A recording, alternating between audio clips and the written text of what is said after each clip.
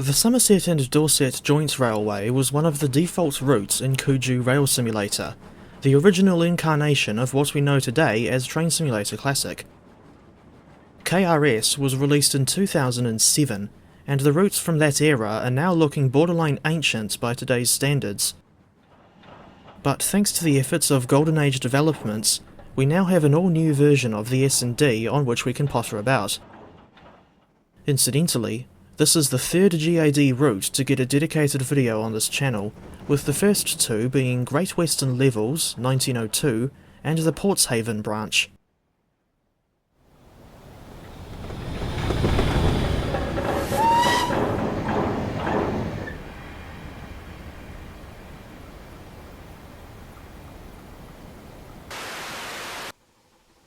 After a long development process, GAD released their Somerset and Dorset route on the 17th of November 2025, and it's available on their website for £25, or $61.25 NZD. Normally, I'm not prepared to pay more than £20 for a TS Classic add-on, but I was willing to make an exception this time because people were saying that this route is worth the money.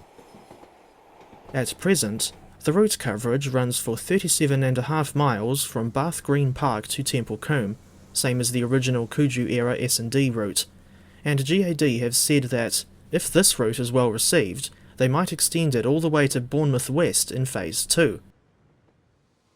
It's a pity that Heiss isn't involved, in which case the Bath to Templecombe route could have been referred to as the ES&D. You'll need to own a few payware add-ons, all of which are available on Steam, in order to get GAD's new route working properly. This arrangement reminds me of Armstrong Powerhouse's Wherry Lines route, another case of a payware route add-on that also has additional payware requirements. But to be fair, the Swanson and Dunedin's requirements are older routes that will likely already be owned by most people who like UK Steam era content. The routes in question are TS Academy, which comes with the base game as standard, along with the Woodhead line, Weardale and Teesdale, and Riviera line in the 50s.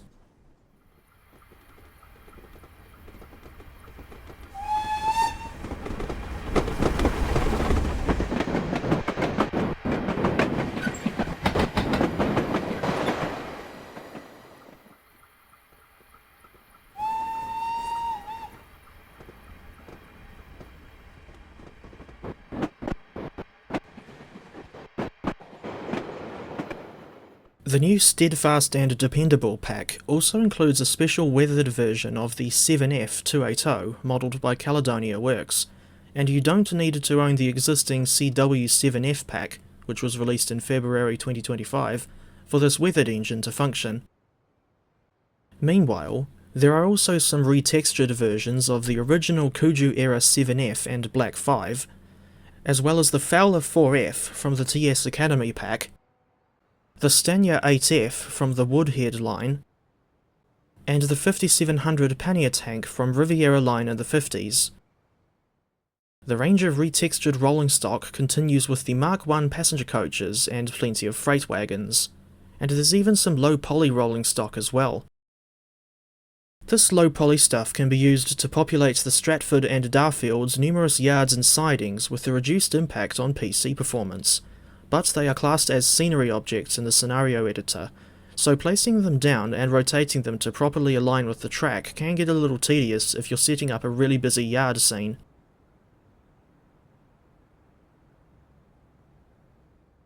On a more humorous note, you can shrink the assets in the scenario editor. Just thinking back to the retextured 4F for a moment, the old chuff sounds "hit me with your rhythm stick." The old chuff sounds hit me like a wave of nostalgia, if that makes any sense.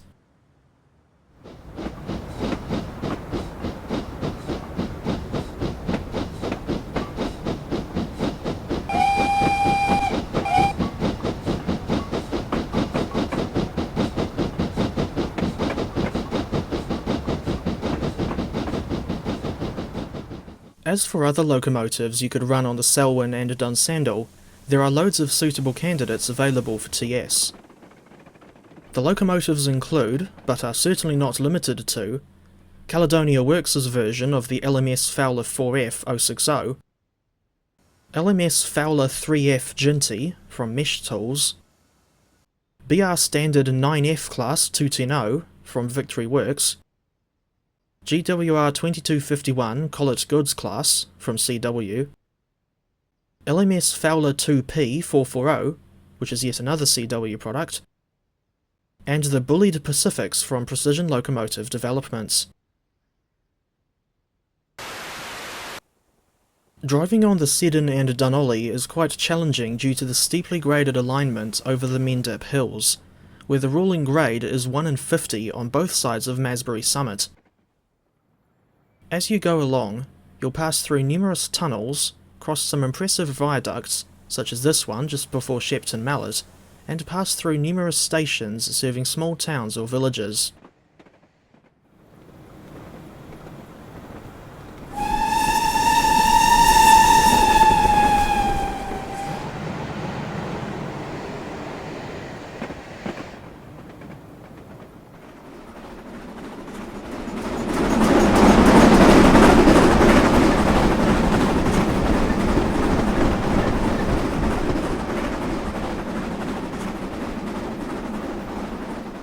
South of Evercreech Junction, the line changes character to follow a flatter, but still not entirely level, alignment through Cole and Wincanton before arriving at Templecombe, where it meets the West of England main line. Templecombe station is still open today, but has been heavily rationalised in the years since the S&D's closure. The only trains that stop in Templecombe today are the Class 159 DMUs on their London Waterloo to Exeter services.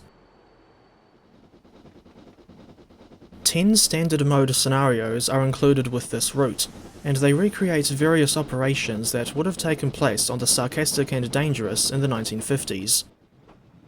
The scenarios only use rolling stock that's included with the route package.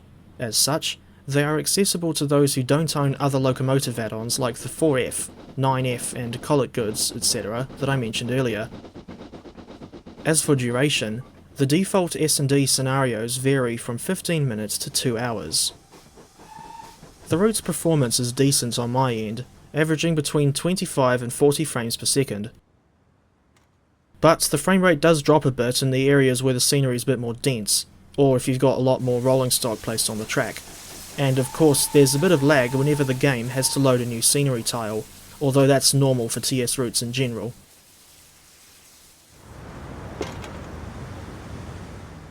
I didn't start playing TS until late 2013, at which point the game was already 6 years old, but I've had the original supportive and damaging route for many years to the point where I remember most of the place names along the line.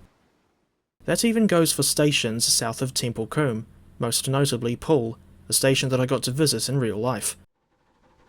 I also remember seeing a Barry J. Freeman painting of Bulleid Pacific No. 34042 Dorchester passing line-side fires near Chilcompton, upon which one of Hornby's train packs is based. Meanwhile, there's a huge amount of custom assets throughout GAD's route, to the point where it looks like a completely different part of the country from the original S&D, even though both versions depict the same section of track. What follows are some comparisons between the Kuju and GAD depictions of 6 different locations along the S&D.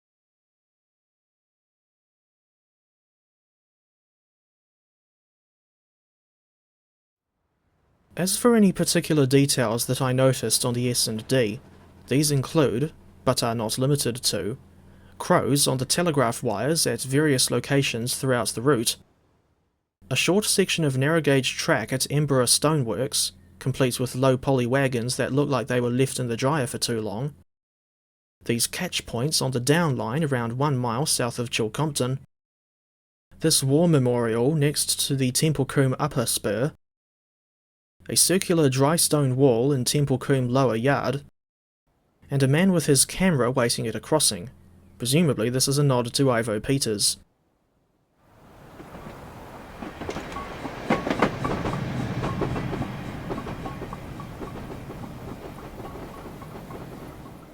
Then there's also an interesting canal boat on the River Avon, just outside Bath Green Park Station, something that looks like an old quarry between Wellow and Shoscombe and Single Hill, and a rather odd-looking signal at Evercreech Junction.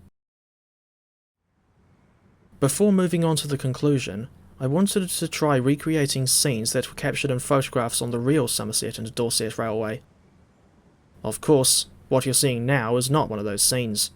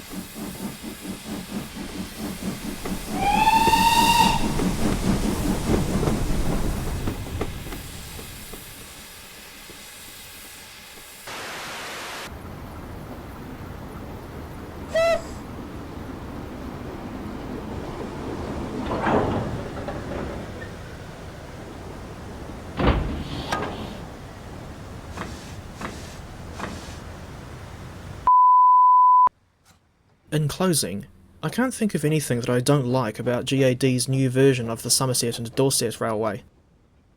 It does a great job at recreating an old line that has been lost for 59 years now.